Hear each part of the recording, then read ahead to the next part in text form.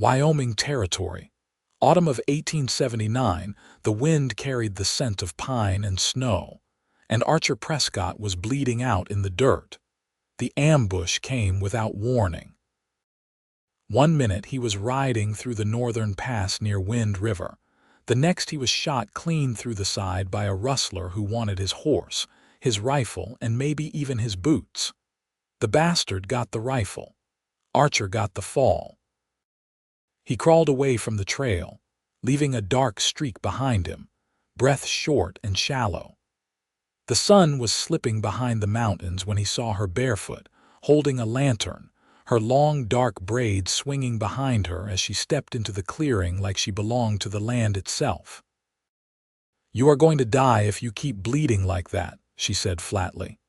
"Figured," Archer rasped, then passed out. When he woke, it was to firelight and the sharp scent of sage burning. His shirt was gone, his wound packed and wrapped.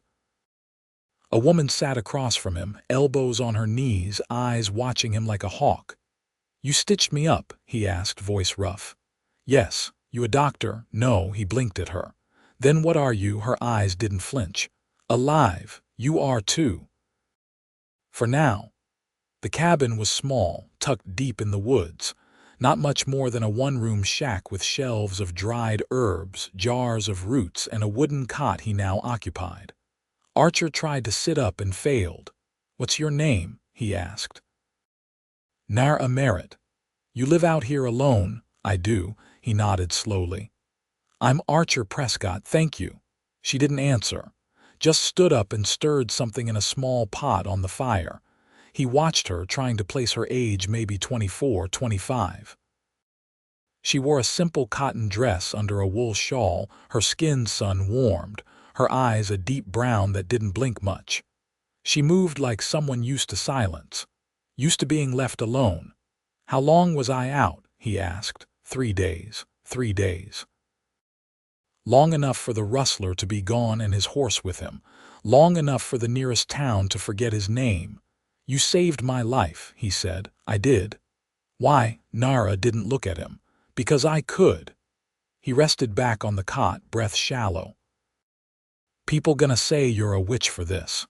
"They already do." He wasn't sure if she was joking. She didn't laugh. By the end of the week, Archer could walk, though not far. He helped her bring in firewood, mostly because she would not let him sit still all day. Nara never talked unless she had to. She showed him where the water came from, where her traps were set, how to boil pine needles for tea. "You live like this all year?" he asked one morning, breath steaming in the cold. "Yes." "No family?" "No," he nodded, pressing a hand to his healing side. Later that night he asked, "Why do they call you a witch?" She hesitated. "Because I know how to keep people alive. Because I do not kneel in a church. Because I walk alone." Archer stared at the fire between them. "That ain't witchcraft, that's just being smart." She looked up at him. "Not to them." The second week they stopped pretending he was leaving soon. The weather turned, snow falling heavy on the mountains. Nara let him stay in the cabin, gave him the cot, took the floor without asking. He tried to argue once. She told him to shut up. He did, but he watched her more. She never smiled, not fully. But her voice softened when she fed him. She tucked blankets tighter than any soldier. She had a way of looking at him like she already knew he was going to live, so he better act like it. One night he said quietly, "I owe you my life." She stirred the fire. "You do not." "I mean to repay it." She glanced at him. "How?" "I do not know yet, but I will." She didn't answer, but something in her eyes shifted. Just a little. 3 weeks in, a rider showed up. An older man from the nearest town, rifle on his saddle, eyes mean. He called her a devil's daughter, said she lured men to her woods, said he had come for vengeance for his brother who died last winter. Archer stepped out of the cabin behind her, rifle in hand. "She saved me," he said coldly, "and she'll never need to save you." The man left, but word spread. The next day, Archer found Nara sitting by the river, her hands still in her lap. "They will not stop," she said. "I will not let them touch you." She looked at him, really looked. Why do you care? He stepped closer. Because you did not let me die. Because I see you. Not what they say you are. Her breath caught just a little. I have nothing to offer, she said. I do not need anything, I just need you. Her eyes filled with something she hadn't let show before. Fear, hope, longing. You are leaving, she said. Not without you. She turned away, but her hand brushed his arm. The snow deepened. Archer chopped wood. Nara dried herbs. They moved together without words, shoulders brushing, hands passing bowls and blankets. One night he reached for her hand. She let him take it. I want to stay, he said. Nara's fingers tightened around his. You should not. I want to. She looked at him, and this time she smiled, not big but real. By spring he was strong again. The snow thawed. The path home opened. He saddled a borrowed horse, packed light. Nara stood by the porch. You are leaving, she said.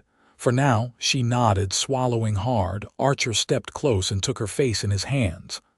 I will be back, he said. She blinked fast. Why? He leaned in, forehead touching hers. Because I love you. Nara's breath shook. I do not know what that feels like. You will. He kissed her gently. I will show you. Then he rode out. She watched until he was gone. Fingers still warm from his touch. The thaw rolled down from the high country, slow and deliberate, like it had nowhere else to be. Runoff turned the frozen paths into ribbons of mud, and new grass pushed through the rot. Spring in the Wyoming Territory didn't come with flowers, it came with melt and muck, and the sound of rivers waking up. Nara didn't speak much those days, not even to herself. She spent long mornings at the edge of the tree line, watching the way the sun moved across the ridges, listening for hoofbeats that didn't come. Inside her cabin, things stayed where he left them. A pine cup he whittled sat by the door, his blanket still folded on the cot. She didn't tuck them away, just left them as they were, like she didn't want to disturb the space he'd moved through. One afternoon, a letter arrived in the hands of a traveling peddler. He said a man in Riverton had paid him $2 to ride north and hand it to the woman with the braid who lived in the woods. She didn't open it in front of him.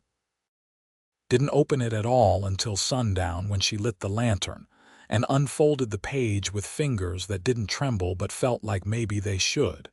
He'd written in a careful hand, each word pressed firm into the paper. He didn't ask how she was. He told her he'd built something. A cabin not big but dry. A fence half done. 2 cows both thin. He said her name once, then followed it with a question. She read it twice. Then again. She didn't cry, but she didn't sleep either. By morning, she had packed what she needed into a cloth sack: her mother's shawl, her knife, dried berries, a bundle of roots tied with twine. She poured water on the fire, closed the door behind her, and didn't look back. It took her 3 days to reach Riverton, walking until her feet bled, then walking more. She didn't stop at the saloon or the mercantile. She asked no questions. She just followed the ridge line south until she saw smoke curling from a chimney that wasn't there last fall. The cabin stood where the land opened wide to the sky. Fence rails leaned into one another like old friends, and a horse stood tethered near the door, tail flicking. Archer was there, sleeves rolled to the elbow, hauling water from a half-dug well. He didn't see her at first. When he did, he stopped moving. She didn't speak, just stepped forward, mud up to her ankles, hair wind-blown, the question still folded in her pocket. I wasn't sure you'd come, he said. I wasn't either. He wiped his hands on his shirt, eyes never leaving hers. But you're here. I read your letter. I meant every word. She took a breath, slow. You asked me a question. I did. I came to give you my answer. He stepped closer. Say it plain. I will marry you, she said. His jaw tightened. Not with surprise, but with something steady, something that had waited long enough. He reached for her hands. They were cold, but they didn't pull away. I have no ring yet, he said. I don't need one. I can get a preacher. I don't need that either. What do you need? He asked. Just this, she said, you and a place where no one tells me what I am. He nodded, eyes wet but unashamed. Then stay. She looked at the cabin. The roof new laid, the door still unpainted. The smoke rising from the chimney told her there was warmth inside. She looked back at him. I already have. They didn't share more words that evening. He made cornbread from the last of his meal, and she added greens she'd foraged on the walk. They ate by lantern light, their knees touching beneath the table. When the wind picked up, he closed the shutters. And when he reached for her hand, she turned it palm up, letting him hold it. The bed was narrow, but they fit. Not perfectly, but close enough. And in the silence that settled between them, she whispered, I don't know how to be someone's wife. He brushed her hair from her face. We'll learn together. And they did. The first summer tested them. Dry winds swept down from the high ridges, curling dust into the seams of the cabin. The well deepened slowly, inch by inch, as Archer struck rock more often than water. Nara planted beans and squash in a narrow patch by the fence, her hands raw from turning soil that had never been asked to yield anything before. They shared the labor between them, without question. She tied cloth around his blistered palms before dusk. He ran his thumb along her spine as she lay face down on the porch after a day bent over the earth. Nothing needed explaining between them, but not everything was easy. One evening, after a string of dry nights, Archer sat on the porch sharpening a blade while Nara boiled dandelion roots inside. The smell was bitter, and he didn't ask again what it was for. Instead, he nodded toward the ridge where the sun had just dropped beneath the line of distant hills. You ever think about going back? He asked. She put the kettle aside and leaned against the doorframe. To what? Your place. That forest, you knew every inch of it. I belonged to no one there, I belonged to no one here either, but I chose this. He looked down at the blade, running the stone slow across its edge. You sure it's enough? I don't want more, she said. I want quiet. And I want to sleep beside someone who doesn't fear me. He set the knife aside, stood, and stepped toward her. I never feared you. You did, she said softly. The first night. You looked at me like I was a question you didn't want the answer to. He swallowed. And now, she rested a hand against his chest. Now you know the answer, and you stayed. He covered her fingers with his own. I'd stay again. Later, after they lay down under the thin roof and the wind rattled the shutters, she asked, What would you have done if I'd said no? I'd have built the house anyway, he said. Left the door open. She turned toward him in the dark. You would have waited, I would have hoped. The next morning brought a rider from town, a woman with gray in her braid and a bundle of cloth held tight under her arm. She didn't dismount, just called to Nara from the fence. Boy's sick, she said. Won't eat, won't speak. Haven't slept in 2 days. Nara didn't hesitate. She pulled her shawl around her shoulders, tied a pouch of herbs to her belt, and mounted before Archer could say a word. He watched her ride off, the dust lifting behind her like a trail of smoke. She returned after nightfall, her face lined with fatigue but her hands steady. Archer had waited by the fire with coffee left warm and a basin of water ready for her feet. Did he make it? He asked. He will, she said, setting the pouch aside. It was a fever brought on by grief. His father died last winter. They never let the boy cry. It settled in his chest. He handed her the basin. And you let him cry. I told him how, she said. Then I held him while he did. They sat in silence after that, the kind that didn't need filling. He brushed her hair back as she leaned against him, her shoulders finally easing. The next day, 3 more came. A woman with a twisted ankle, a man with coughing fits, a newborn with eyes too yellow. Nara treated them all. By midsummer, the cabin was no longer a place to be feared. It became a place folks came to in the hush hours when doctors were too far and patients too short. No one called her a witch, not to her face. One night, as cicadas buzzed low in the grass, Archer stepped inside and found her seated at the table, reading a weathered journal he hadn't seen before. "Yours?" he asked. "My mother's," she said without lifting her eyes. She wrote down what worked, what didn't, what took pain away without stealing breath. He sat across from her. "You going to add your own pages?" She closed the book and looked at him. "Only if I live long enough to be worth remembering." "You already are," he said, "but it's your name I want written in the front of that book, not hers." She was strong. "So are you." She stood then, walked around the table and curled herself into his lap. He held her quiet as the wind shifted. "You want children?" she asked suddenly. He didn't answer right away. "I want what we build to last," he said. "If that's a child, then yes, but only if it comes from you." She nodded slowly, her lips brushing his collarbone. "Then we'll wait and see." He rocked her gently, the chair creaking beneath them. Outside, the night stretched wide and still. Inside, their world narrowed to the warmth between two hearts that had chosen each other on purpose, against the odds, and with the kind of care that never needed to be explained. By the time September settled in, the air had gone dry and sharp at the edges. Grass on the hills yellowed into brittle stalks, and the mornings came with frost clinging to the pump handle.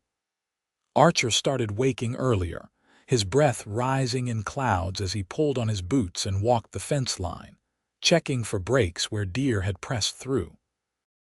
Nara rose slower, her body heavy with the season's work, her hands stained from tinctures and late harvest roots.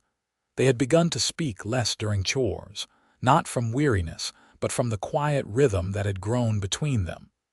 She knew when he needed help just by the way he set down his tools. He knew when she'd had a hard visit from town by the way she folded her shawl before coming inside. One morning, without turning from the stove, she said, "There's a boy who's been following me back." Archer paused with his cup half raised. "From town?" "From the ridge above the flat creek." "I think he's been watching since mid-August." He set the cup down slow. "He say anything?" "No, just stands still when he knows I see him, then runs." "You think he's sick?" "I think he's scared." Archer stood. "Next time I'll come with you." She shook her head. "He won't show if you're there." He watched her stir the pot. The sleeves of her dress were damp near the wrists. She looked tired but not unsure. "You want me to stay out of it?" "I want you to trust I'll handle it." He nodded once. "I do." It was 3 days before the boy approached. Nara had walked past the birch stand and stopped when she heard a stone roll loose behind her. She turned slowly and saw a shadow shift between the trees. Thin legs, a frayed collar, bare feet. She held out a square of dried apple wrapped in cloth. He stared. "You hungry?" she asked.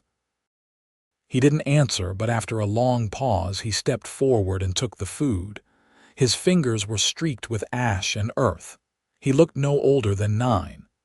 "Where's your people?" he shrugged, chewing with his eyes still locked on hers. She didn't press. Just said, "You can come to the house." "There's warmth there." He didn't follow. That night she told Archer he ate, but he won't speak. Archer leaned against the door frame, oil lamp flickering beside him.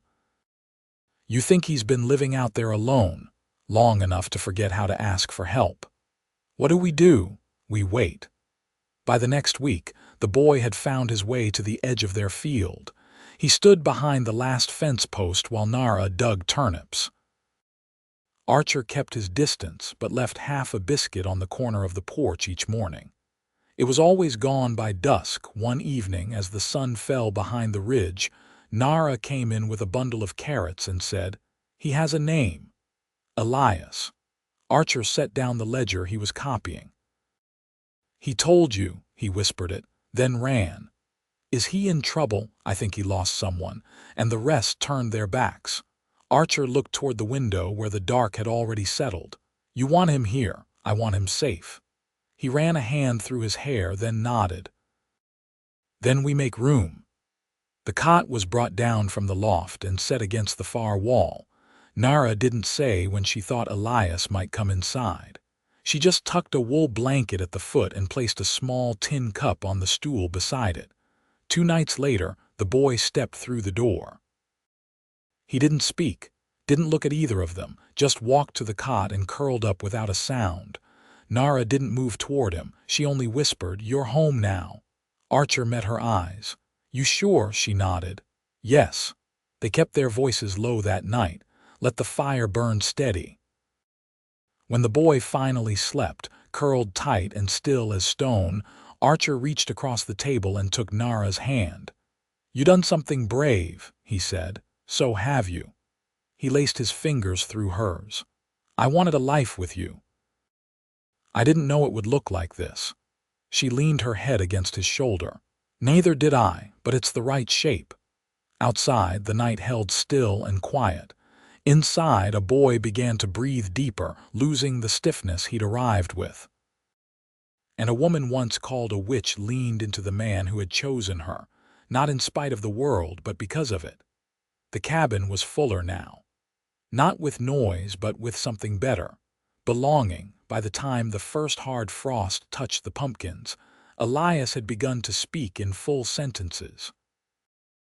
Not often, and never about what had come before, but enough to tell them about the rabbits he watched by the fence line and the way he liked his bread cut. Nara didn't press, and Archer followed her lead. The boy slept through the night now, his limbs no longer curled in on themselves. He kept his shoes near the door, lined up beside Archer's, the toes always pointing out, ready. That winter came early.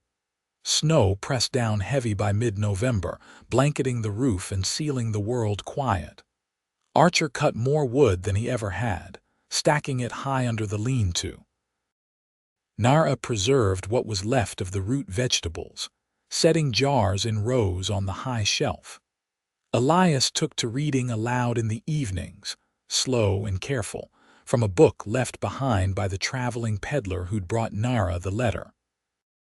He had a soft way of sounding out words, like each one was a step over uncertain ground. One morning, Nara found Archer in the barn, sitting on the stool he'd built for Elias to milk the goat. He was holding a folded piece of paper, rough-edged and creased. "Got word from my brother," he said without looking up. She leaned against the wall, brushing straw from her skirt. "Didn't know you had one still living. He's down near Laramie. Used to be a blacksmith. Says he's seen our family name on a wanted flyer. Small print, bottom corner. My name." She crossed the space between them, crouched beside him. "What for?" "Desertion," he said. "From a war long buried. I left my post at Fort Kearny after the ceasefire." She watched him fold the paper again, slow. "You ever going back?" "No." "Then it's a closed book." He ran a thumb along the edge of the seat, eyes steady. "They don't forget, Nara, even after all these years. That doesn't mean they'll come." He looked at her then, the way he always did when she said something he wanted to believe. "Would you run with me again if it came to it?" She didn't hesitate. "I wouldn't run. I'd stand beside you." He nodded once, slow. "Then I'll stop looking over my shoulder." That night, she placed the folded paper in the stove and lit the fire. Neither of them watched it burn. The cold held through mid-February. One morning, Archer came in from the shed with a streak of blood on his shirt and a grin tugging at his mouth.